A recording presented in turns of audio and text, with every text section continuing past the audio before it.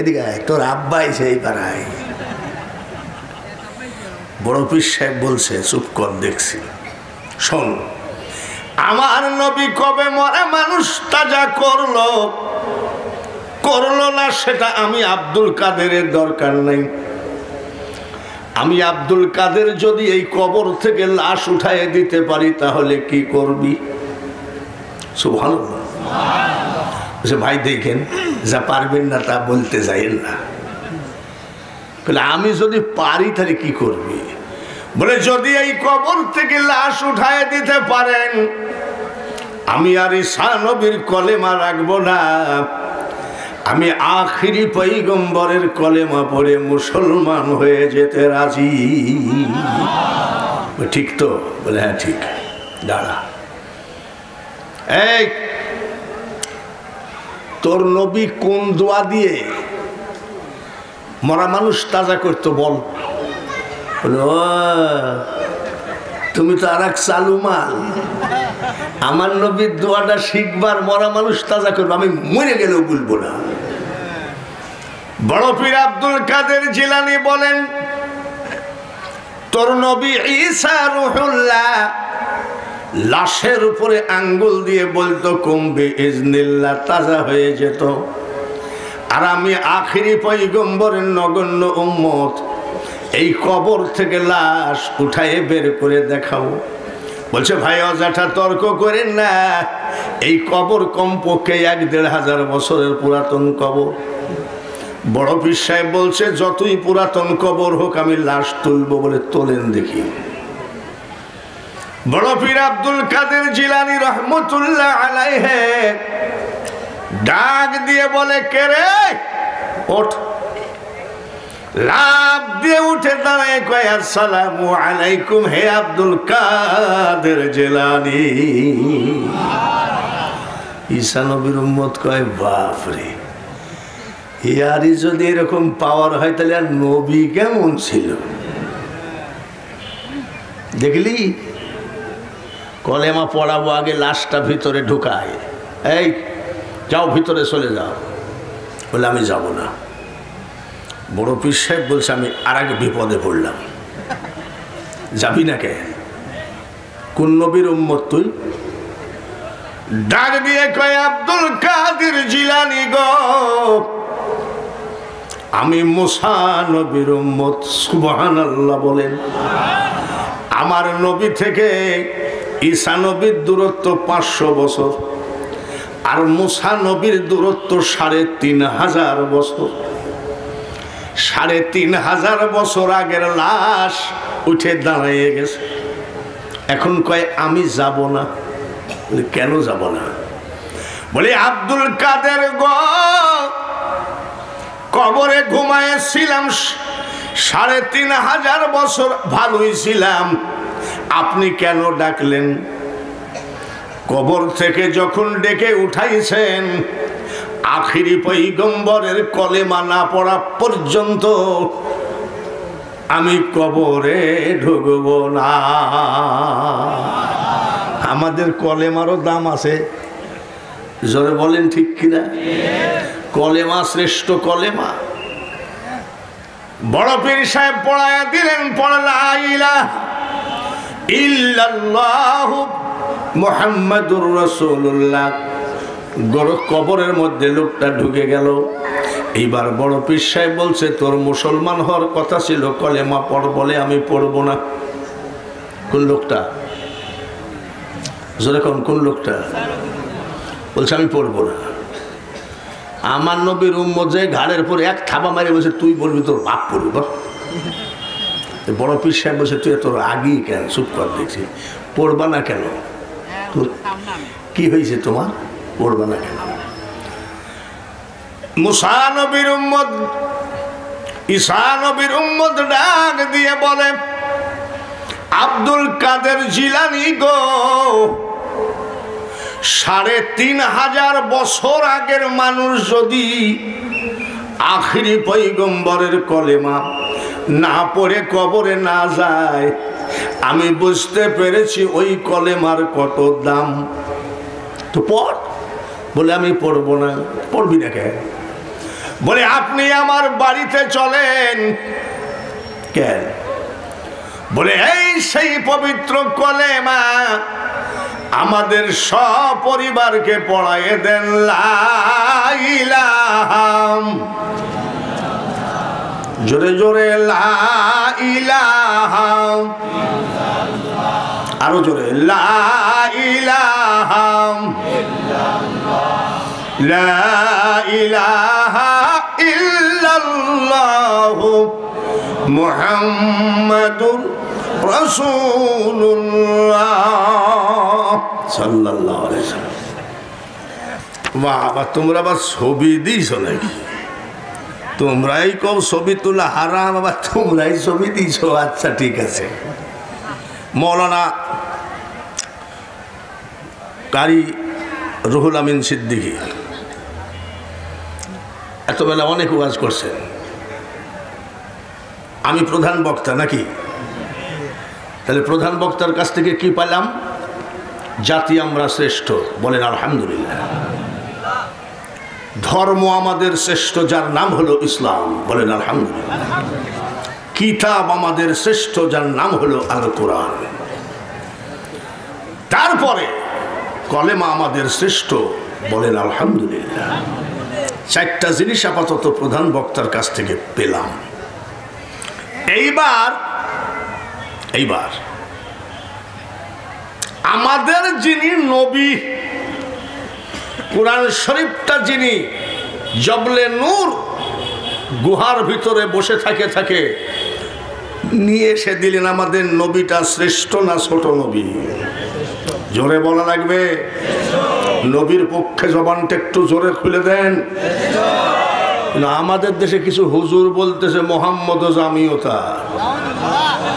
Case তো এই জায়গায় বাইদি রয়েছে, কেস তো হিন্দুদের ওখানে বাদে নাই, কেস তো খ্রিস্টানদের ওখানে বাদে নাই, কেস তো বাইদিছে মোল্লাই। মৌলবি সাহেব বলতেছে মোহাম্মদ জামিয়তা। এটা কি সম্ভব হবে? আজানে শুনি আপনার নাম আছে নাকি? আজানে আমার নবীর নাম আছে। তাহলে নবী আর আমি যদি একই হই, তাহলে আজানের ভিতর আমার নামটাও সেট কর। পাগলা নাকি? কলেমায় পড়ি আপনার নাম আসেনি? নামাজে আপনাকে সালাম আছে।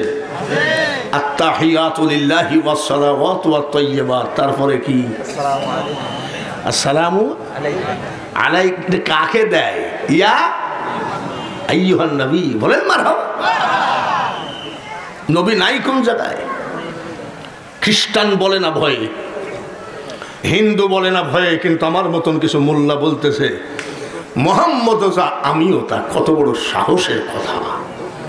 এটাই অন্য জাতি সুযোগ পাচ্ছে, আমাদের কামড়া কামড়ির জন্য অন্য জাতি সুযোগ পাচ্ছে। এক হিন্দু, আরে যারা 14% আর আমরা হলাম 86%, সে বলতেছে বাইতুল মুকাররম আমাদের জায়গায়। এই সাহসটা পাইলে কোথায়? এতদিন তো বলে নাই, এখন বলছে কেন? তারপরে ভারতের এক হিন্দু বলেছে আজমির শরীফ খাজা মঈনুদ্দিন চিশতির মাজার আমাদের জমিনের উপরে। দাঁড়ান না, সামনে কি হয় দেখে। পুরাতন সাইল হতে পারে বলে গেলাম একটা, সামনে কিন্তু খুব ভয়াবহ দিন আসতেছে। আসামের বর্ডারে বাংলাদেশের পতাকা পুড়াইয়ে ফেলছে হিন্দুরা, এবং ইন্ডিয়ান পতাকা বাংলাদেশিরা পুড়াইয়ে ফেলছে। হাজার হাজার হিন্দু পার হয়ে আসতেছিল যুদ্ধ করার জন্য, কিন্তু আসতে দেয় নাই। রেডি হন, সামনে কিন্তু ইমানের বড় পরীক্ষা দেওয়া লাগবে। তার কারণ এটা হলো অলি আল্লাহদের জাই নামাজ, সেটা হলো বাংলাদেশ। অলি আল্লাহদের কি জাই নামাজ বাংলাদেশ। আমি একটা একটা করে বলছি। আমার নবীকে নিয়ে কেউ বাজে কথা বললে আমরা কি শুনবো? আমরা কি তা মানবো? তাহলে আপনার মসজিদের ইমাম যদি বলে যে মোহাম্মদও যা আমিও তা, দুরুদও নাই, মিলাদও নাই, কিয়ামও নাই, মুনাজাতও নাই, তখন আপনি কি করবেন? ওয়াজের সময় তো ঠিকই বলেন, কিন্তু তাকেই তো আপনারা যত্ন করেন। হ্যাঁ, নবী কি আমাদের মতো? নবীদের গার ঘাম আমাদের মতো? মেশক সে বেহতের পসিনা, বলেন মারহাবা। আমরা ঘাইমে গেলে তুলাই করে একটু যদি বগলের থেকে নিয়ে নাকের আগায় দেওয়া যায়, তো নাকটা পুড়ে কালো হয়ে যাবে। আর নবীজি ঘামলে মেশক আম্বর থেকে আরো উন্নত ঘ্রাণ আসতো। সুবহানাল্লাহ। তাহলে নবী আর আমি কি একই রকম? তাহলে যে বলে তাকে কি আপনারা কি মানবেন? রাজি আছেন তো? নবীজির মা আমিনা খাতুন গোসলখানা থেকে বের হলেন, দাদি আব্দুল মুতালিবের স্ত্রী গোসলখানায় ঢুকলেন। গোসলখানা থেকে এসে নবীজির দাদা আব্দুল মুতালিবকে বলছেন, শোনো। বলে কি? আমাদের বৌমা তো বিধবা, স্বামী নাই, এত দামি আতর ব্যবহার করা তো ঠিক না। বলি কেন? বলে গোসলখানার ভিতরে খালি আতর আর আতর। বিধবা মানুষ আতর মাখবে কেন? মানুষের খেয়াল যাবে। তা আমি শাশুড়ি মানুষ না বলে আপনি বলেন। নবীজির দাদা বলছে, আচ্ছা ঠিক আছে, আমি দেখছি। বৌমা শোনো। মা আমিনা দাঁড়ালেন, বলেন আব্বা, তুমি কুরাইশ বংশের মেয়ে, বৌমা, তোমার স্বামী নাই, তুমি বিধবা,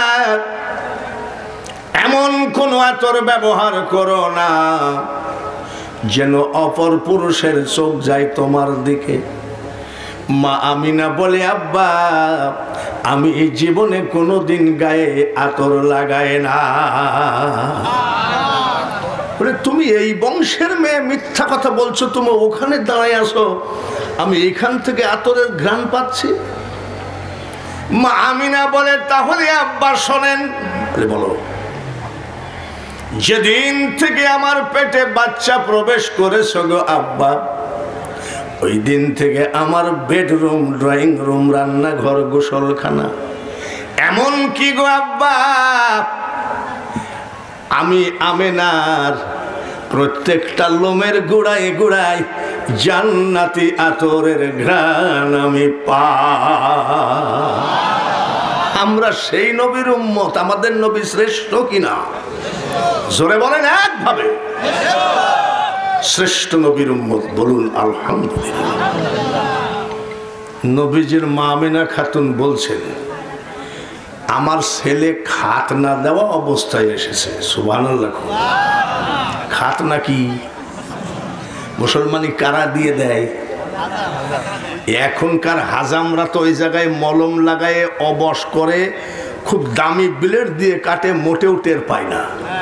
আর আমরা যখন মুসলমানি দিয়েছি, বাঁশের ফাটা কমচি দিয়ে মাল এইভাবে টাইনি ধরিয়েছে। এই মুরব্বীরা ঠিক কিনা? এই জোরে কর ঠিক কিনা? তারপরে একটা ট্যাবলেট ওষুধ জুটে নাই, চুলার কালি লাগাই দিয়েছে। আর মা আমেনা বলছে, আমার ছেলে খাতনা দেওয়া অবস্থায় এসেছে। কেন? যতগুলো লোক এখানে আসেন মুসলমানি দিয়েছেন, হাজামে আপনার ওইটা লাড়ে কি লাড়ে নাই? সত্যি কথা বলেন। ওই জন্য আপনি বলবেন যে না ভাই আমি লাড়িতে দিইনি, তাই হয় নাকি? তাইলে হাজামে করে হাত দিয়েছে কিনা? আমার আল্লাহ বলেন, তামাম পৃথিবীর মানুষের ইজ্জত হাজামে দেখতে পাবে রে। আমার নবীর ইজ্জত কোনোদিন কোনো হাজামে দেখতে পাবে না। সেই নবীর উম্মত আমরা খুশি আছেন তো? বলেন আলহামদুলিল্লাহ। মা আমিনা বলেন, আমি যখন বাচ্চা পেটে করে একটু ঘোরাঘুরি হাঁটাহাঁটি করতাম, আমার মাথার উপর দিয়ে ঝাঁকের ঝাঁক পাখি উড়ে যেত। আমি আমেনা নিজে কানে শুনেছি, এক পাখি আর এক পাখিকে বলেছে, পাখিরা রে, জমিনের উপর দিয়ে যেই মেয়েটা হাঁটাহাঁটি করে, পৃথিবীর সব থেকে পবিত্র মেয়ে মানুষ, যার পেটে আছে আখেরি পয়গম্বর, খবরদার তার মাথার উপর দিয়ে উড়ে যাওয়া বেয়াদবি। আর আমার নবীকে নিয়ে যে কত চালাকি শুরু হয়েছে, আরে বাপরে। আমার এখানে কোত্থেকে এক মৌলবি আসছে, ও আবার সে এত দূর লুঙ্গি পরে, ওরে আর খালি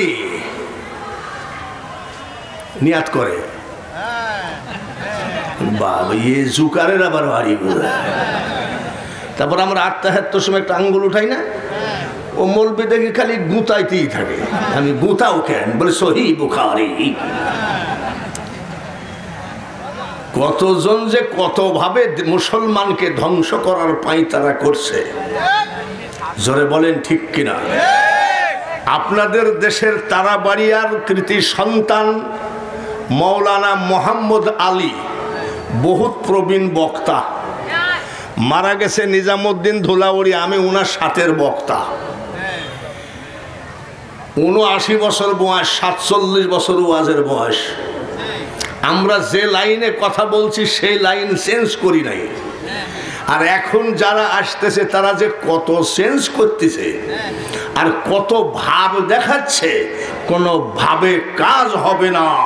নবী ছাড়া আল্লাহ খুশি হবেন না। বাইরে আমার মা আমিনা বলেন, আমি যখন একটু হাঁটাহাঁটি করি, আমার পার নিচে মরুভূমির কিছু পাথরের টুকরা পড়ে। আমি খেয়াল করে দেখেছি আমার ছেলের সম্মানে আমি আমিনার পাথর তুলার মতো নরম হয়ে গেছে। আমাদের নবী সেই নবী, চিৎকার করে বলুন আলহামদুলিল্লাহ। নবীজি দুনিয়ায় আসলেন, নবীজির চাচা আব্বাস রাদিয়াল্লাহু তাআলা আনহু বলেন, আমার একটা ভাতিজা হলো, তো দেখতেও গেলাম না, ভাইটা তো পেটে রেখে মারা গেছে, একটু দেখতে যাই। দেখতে যাই দেখে মা আমিনা খাতুন কাজে ব্যস্ত। উনি ঘরের ভিতরে ঢুকে পড়লেন, যাই দেখে ছোট্ট একটা নবী, সুন্দর একটা তোয়ালে দিয়ে ঢাকা, দোলনায় চড়ানো। ঘরের ভিতরে ঢুকেই দেখে লোক নাই, জন নাই, কোন মানুষ নাই রে, পাগলের দল। কে যেন আমার নবীজির দোলনাটা দোলায় দেয়। নবীজির চাচা বলছে, লোক নাই, জন নাই, দোলনা দোলাই কেনা? চেপে ধরলাম, থেমে গেল।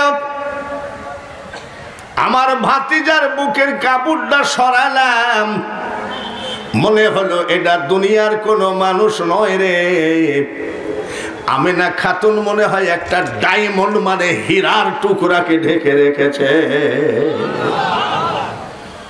যতবার দেখি দেখতে ইচ্ছা করে, চোখ ফিরাইতে মনে চায় না। বাংলার বিদ্রোহী কবি নজরুল ইসলাম একটা গজলের মধ্যে বলেছেন ওই কথা, মোহাম্মদ নাম যত জপি ততই মধুর লাগে। মারহাবা বলে, ওই নামে এত মধু কে জানি তো আগে। সেই নবীর উম্মত আমরা।